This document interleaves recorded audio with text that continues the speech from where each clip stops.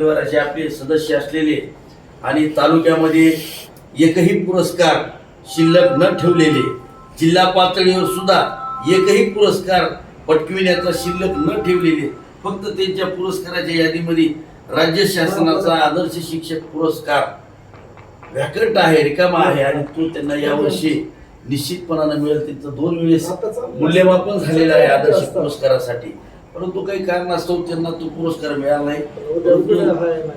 आदर्श हे पुरस्कारासारखंच नाही तर त्यांचं आचरण सुद्धा आदर्श आहे. एक आदर्श व्यक्तिमत्व आहे आणि ते उत्कृष्ट खेळाडू सुद्धा आहेत.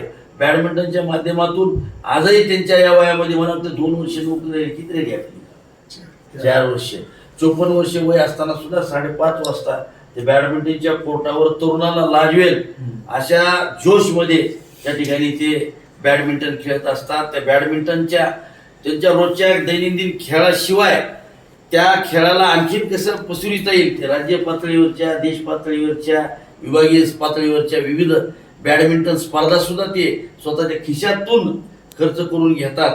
असा त्यांचा बॅडमिंटन ग्रुप आहे चांगला आणि स्वतः एक आदर्श शिक्षक आहेत, आदर्श लेखक आहेत, त्यांचे पुस्तक प्रकाशित झालेले आहेत आणि कवी सुद्धा आहेत. म्हणजे त्यांच्याविषयी बोलायला आपल्याकडे शब्द संपत्ती नाही असे आदरणीय श्रीनिवासजी मोरे सर यांचा आज या ठिकाणी जन्मदिवस आहे.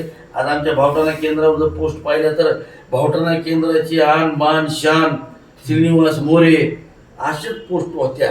आम्हाला तर असा प्रश्न पडला की ही आन बान शान आहे तर आम्ही कोण घाण का.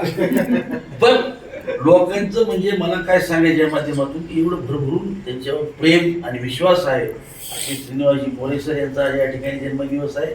त्यांना या जन्मदिनी उदंड आयुष्य लाभावे अशा जगदंबेच्या चरणी मी या ठिकाणी प्रार्थना करतो आणि रायगडाच्या श्रीमंती एवढ्या त्यांना शुभेच्छा आणि येणारं आपलं भावी आयुष्य हे सुख समाधान आणि समृद्धीनं संपन्न असावं व आपल्याला निरामय आयुष्य लाभावं, निरोगी आयुष्य लाभावं अशा प्रार्थना या ठिकाणी शिक्षक मैत्री परिवाराच्या वतीने आम्ही तुम्हाला देतो. आणि तुमची जी इच्छा आहे की राज्य